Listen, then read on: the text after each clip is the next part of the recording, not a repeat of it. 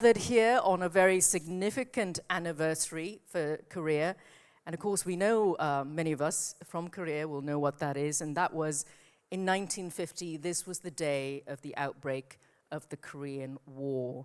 Of course, the legacy of that makes us even more determined to achieve peace by all means. And Jeju is, as a result of that, become famous the world over as the island of peace.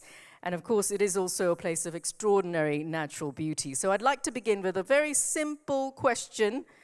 What is the one experience you've had here in Jeju that has particularly stayed with you? And you have 1 minute for this question. This is just testing your timekeeping to begin with, but 1 minute for this one, and later you'll have 2 minutes. So let's start with you, Maria. Well, thank you. Thank you to the organizers. And I have to say, yes, my heart beating because of the beauty of the place, because of the kindness of its people. But I have to say one thing that I have kept deep in my heart is the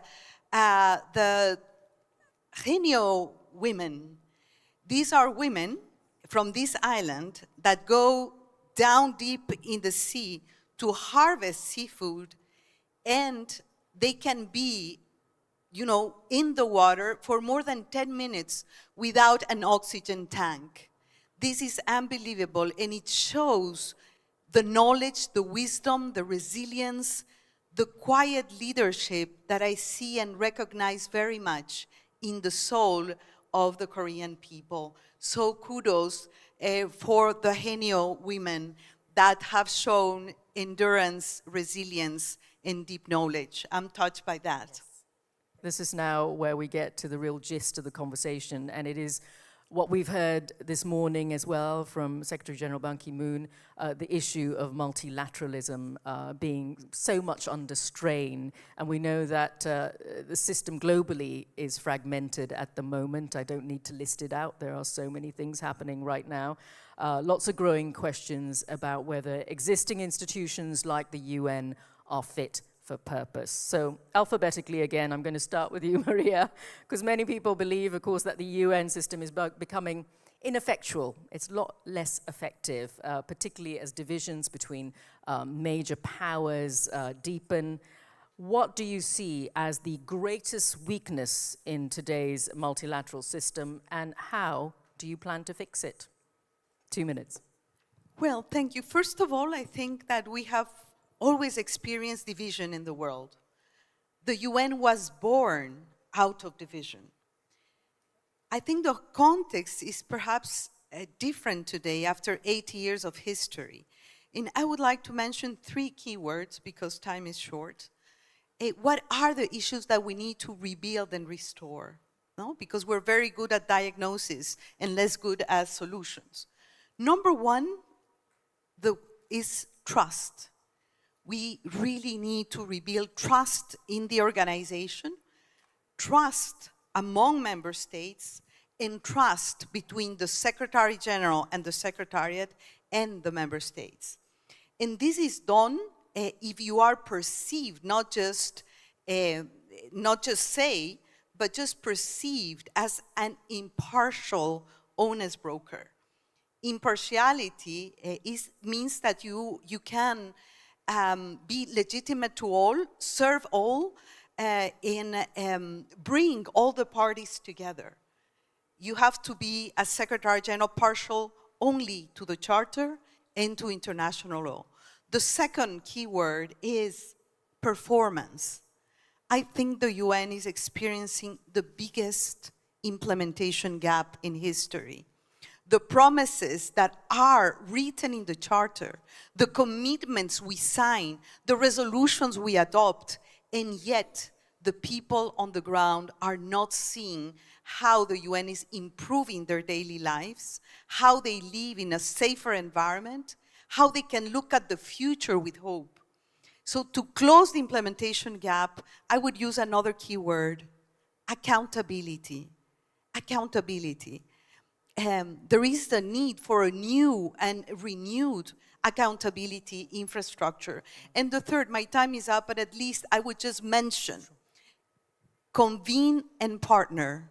The UN is the beating heart of multilateralism, but has the responsibility and the legitimacy to bring all regions, all actors, banks, the private sector, and of course member states together to solve the current challenges of our times. Wonderful. Thank you for almost meeting your 2-minute mark. And it's all about trust, performance, and convening, which is your 3 points. But we're now moving on very quickly, because we have limited time, of course, to the very important question of peace and security. And in fact, the world, according to statistics, and of course you can turn the news on and you can find out yourself, is actually experiencing its highest number of armed conflicts since the end of the Second World War. And this is a terrifying thing, and of course, which it makes the role of the next Secretary General even more important and fundamental. So, Maria, I'm turning to you. Of all the crises, and there are many, as we know, facing the world today, what issue would be your top priority on day one in the job? My answer would be here. My answer would be that you cannot rank conflicts to say this conflict is more important than conflict B or C. Every place where civilians suffer, every place where lives, livelihoods, hope, the future is hurt, is the place for the United Nations to act, and to act early. That's why my campaign and my narrative is about prevention, is about early engagement, is about prevention as a culture, as a way of operating within the system. I think the world wants to see a Secretary General that is foot on the ground, that is present, that is persistent, that is where she needs to be. And of course, this is absolutely vital. When you look at what is happening in the world, you're right. We are living the highest numbers of armed conflicts since the Second World War. This means that perhaps the UN didn't prevent enough, didn't act early enough, and did not respond enough. The responsibility of the Secretary General is to act early, to persist and be present, to deploy all the machinery and the infrastructure that the UN has on the ground to decrease the suffering of civilian people, to protect people. And when I say protect people, it includes also protecting the peacekeepers on the ground.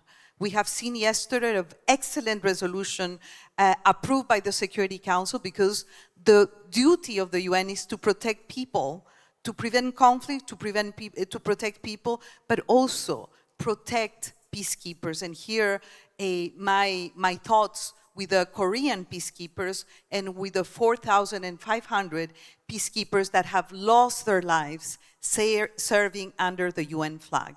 So no conflict is important than another conflict. All conflicts are the work of the UN, the responsibility of the UN, and the responsibility of a present Secretary General. And speaking of rebuilding trust, we're moving on to our final theme, and that is, of course, the reason why we have so many young people amongst us in the audience. It's about, of course, coming up with issues at the UN and elsewhere around technology, around development, around climate, that will impact not only the world, but future generations. And this is why it's so important to be part of this conversation that includes the young. So, María Fernanda ESPINOSA, young people are not only demanding change from outside the UN, many are already working from within the system. How would you ensure that younger staff have a stronger voice in shaping the UN's future? Well, I think I try to move away from the tokenistic approach. Yes, young people should participate, they should be part of the solution. My experience shows me that the most efficient teams are intergenerational teams. To combine wisdom, institutional memory with innovation and cutting-edge knowledge. So the way you build your teams has to be intergenerational. Number two, younger staff members should not inherit a UN as it is. They should be part of the new design and the constant reform of the organization. Number three, they should receive what they need in terms of a career development plan. This looks like common sense, but it doesn't happen. No, a career development plan, a skills development plan, no, to make sure that they are going to be fit for the role they're going to play, and to really be committed with a high morale and with a sense of mission. And I think that goes well with the UN staff, because they are the most qualified and the most committed. And I think we need the human talent of the UN, and of course, young human talent. Believe me, it's not an issue of looking good or of optics. It is that intergenerational teams are more impactful and provide better results. So, of course, my team, when Secretary General, my own team and my own office is going to be intergenerational. If you look at my team now, most of my advisors are under 30, and one is standing over there, actually.